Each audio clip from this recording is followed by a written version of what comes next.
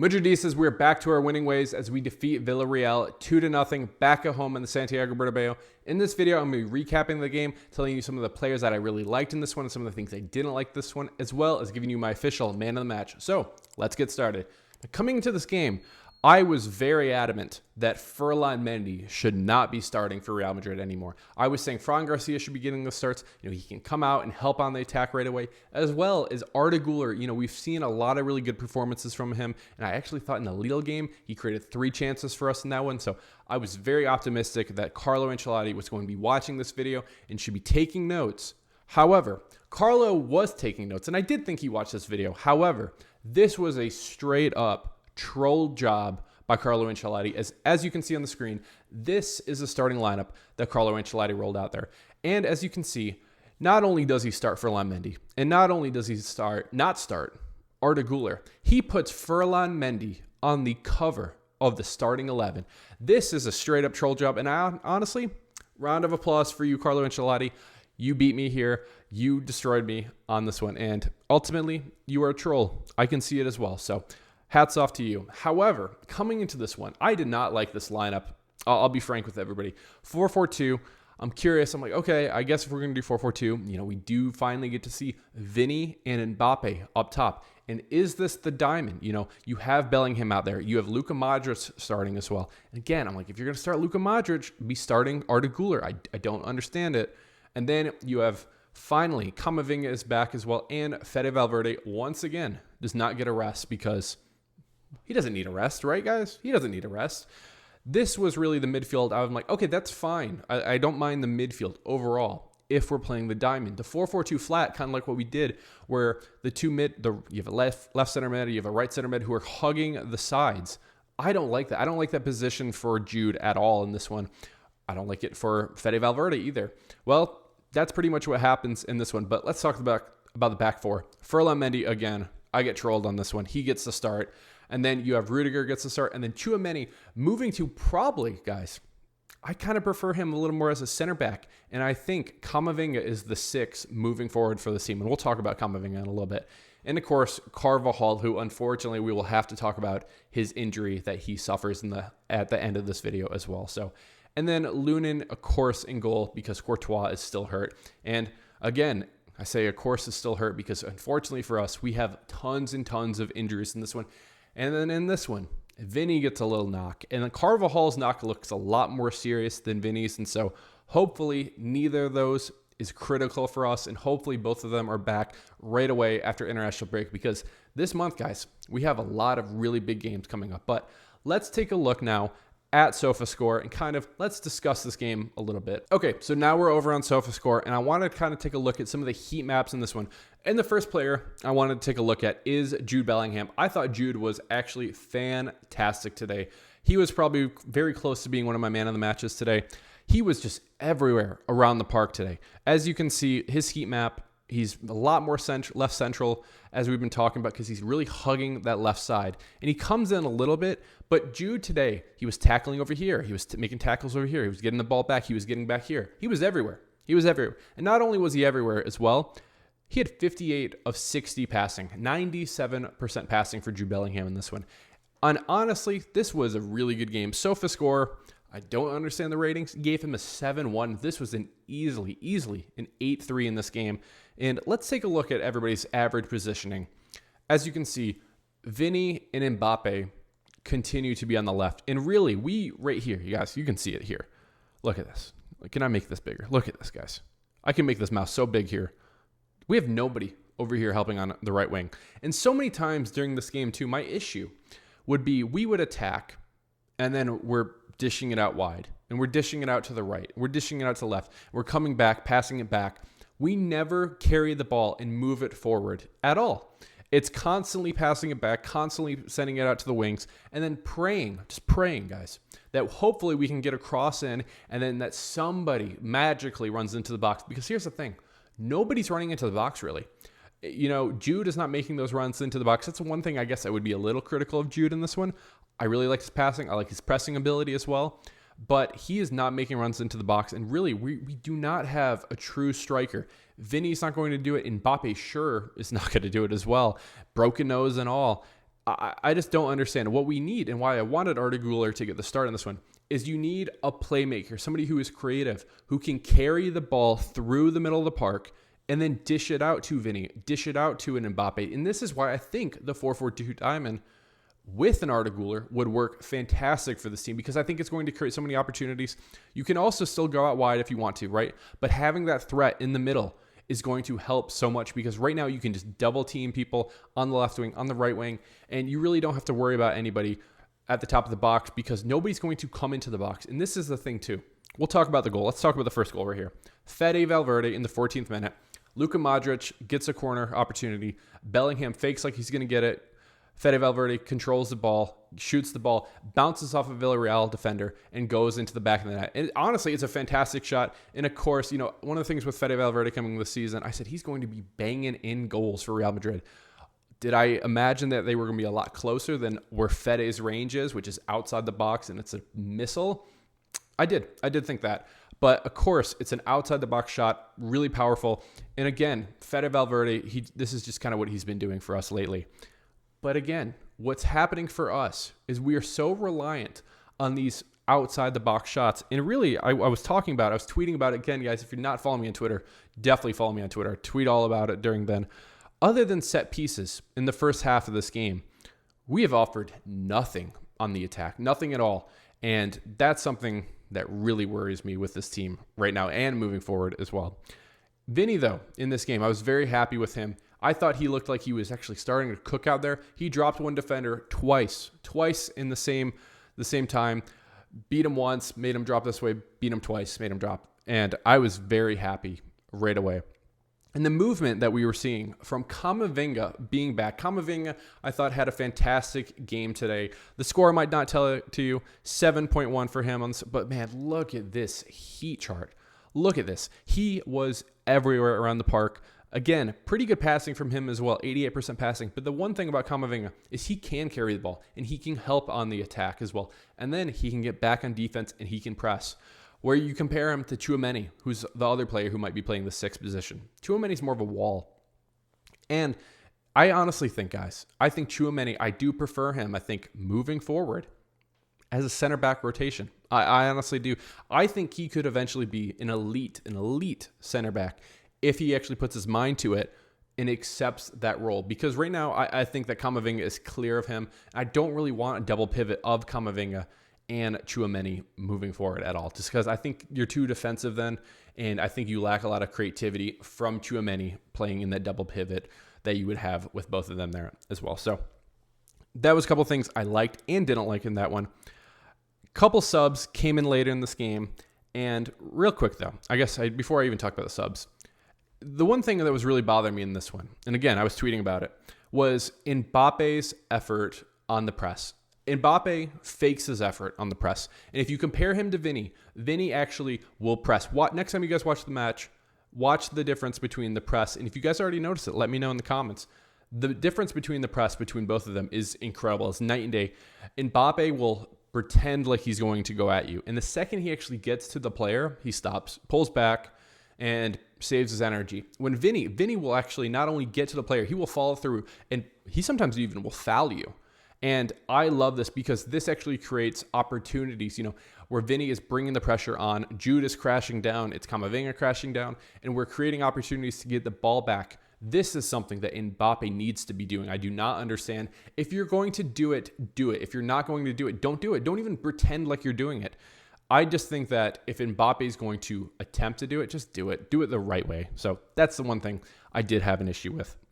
In the 71st minute, though, guys, we do bring on some subs. Rodrigo comes on for Mbappe, which was fantastic to see because we talked about it in the last one. I was really annoyed. I'm like, where is Rodrigo in this game? Apparently, he did have the knock in this one, so him getting to come on. And actually, let's take a look real quick, guys. Let's take a look at how Rodrigo was in this one and compare him. That's not much of a heat map, first of all.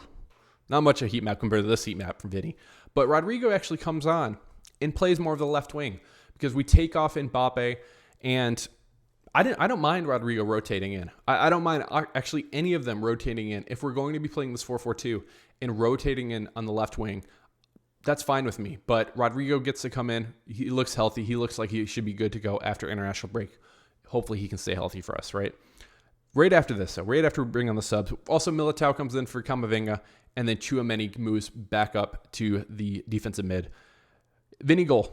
Vinny comes on, moves over to the right wing on the 4-4-2, gets the ball at the top of the box, and hits a perfect shot. This is a shot that Vinny finally needs to be taking a lot more of. You know, these are the goals that Vinny was consistently scoring for us last year that will ultimately be winning him the Ballon d'Or coming up here at the end of this month. I don't even know when it is. I think it's in a couple days, but whenever it is, we'll probably be doing a live stream during the event as well. So if you guys aren't subscribed, definitely subscribe so we can all do that together as well and watch Vinny lift that perfect golden ball. Cannot wait for that. But Vinny, yes, he does get the goal. It's in the 73rd minute. And this is a fantastic goal from Vinny. Top right corner. Let's even take a look at the shot. Let's take a look at the shot. Look at this. My issue, though, guys, 0.05 XG. It does get assisted. I believe it comes from Fede Valverde. But this is all Vinny in this one. But top right corner, a ton of heat on this ball. But again, we are so dependent right now on these outside the box shots to actually get these goals. This is not sustainable moving forward for this team because you're going to face teams that are not, they're just not going to let you get these shots. And also, you're just not going to consistently be hitting these shots. When you go and watch Barcelona, and I know everybody hates Barcelona who's watching this, right? Go watch Barcelona and watch the 1-2 passes, the quick passes that they're doing to create these opportunities in the box where, you know, Lewandowski is coming in and scoring this. Lamine Yamal is coming in and scoring this. Rafinha is coming in and scoring. Or if you guys don't want to hate watch Barcelona, I get it. Move over to the Premier League and watch Chelsea. They are constantly attacking these teams. This is not the way that Real Madrid is doing it right now. We are so dependent on these balls from being outside the box, from being set pieces. And it's probably something I might be talking about during international break too. You know, where are all these goals coming from? A lot of them are coming from the penalty. We've had a couple set pieces, you know, corner kicks. We're losing. SofaScore's freaking out right now, guys. But this is constantly happening to us where SofaScore's really freaking out, guys. Okay, we're moving over to FOTMob. Sorry about that. But as I was saying, we are so dependent right now on set pieces, on penalties, of course. And this is just not sustainable for Real Madrid to continue like this and to consistently be winning these games because eventually it's going to run out where you're not hitting those shots. And you know, we've already seen it a couple times where it's a 1-1 draw. It's going to happen, unfortunately, if we keep doing this. And that's why I don't think the 4-4-2 works ultimately. But if we can move to the diamond and put Arda Güler there, I would like to see that work and really see how does that work as well. Now, a couple of things before we end this match. I'm going to go big screen right now, though. So right before the end of the game, not too much happens, unfortunately. This game, it really only had a couple really exciting moments, but I did think that we learned a lot in this game. Final couple things, though. 79th minute, Vinny gets a knock. It looks like it's a shoulder injury for him. He gets hit, and then he goes down in pain, and he does come off the field on his own, so that was good to see. But it's going to be something I'm going to be monitoring over the next couple days. How is Vinny going to be doing? We will see. Definitely keep it locked in with me on the channel, or follow me on Twitter as well, or do both. I really appreciate it. Either way, Vinny comes off, and Arda Güler finally comes on. Arda doesn't do a lot in this game, and I know there's going to be a lot of Arda Güler fans that are really annoyed, and I'm annoyed as well because, again, Carlo Ancelotti, he trolled us all. He does get the win, and it does work, but I do think this would look a lot better with Arda Güler getting a lot more minutes. Again, even if coming on the 79th minute, you're up 2-0, you're not going to be pressing. You're not going to be trying to score in this one. The final thing, though, Carvajal gets hurt in the final seconds. He takes a kick to his leg, and it looked awful. It honestly did. He was down in pain.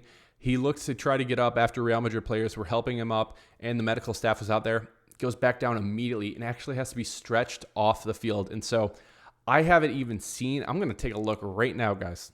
We're taking a look. We're doing this live, okay? We're doing it live to see if there is anything on Carvajal because I don't know. I think it's going to be probably something we need to be monitoring here soon because that looked bad. I don't see anything right now. It just says, oh, apparently bad news from the dressing room about Real Madrid, about Carvajal. So yeah, it's going to be something I'm going to be monitoring. If anything changes with that while I'm editing this video, I'll probably jump in right now. Well, guys, unfortunately, I do have to jump in. Carlo Ancelotti came out and said that Dani Carvajal's suffered a serious knee injury, and we are all very sad. And so this is going to be something I'm going to be monitoring over the next couple of days. They're going to be doing some more tests here. But unfortunately, what it probably is, guys, is probably an ACL injury once again on another one of our players. And this is just awful. This continues to happen. Joan Martinez had Earlier this year already, Courtois was recovering from it. Alaba was recovering from it. Militao. This continues to happen. And unfortunately, this is kind of an injury that happens across the world right now.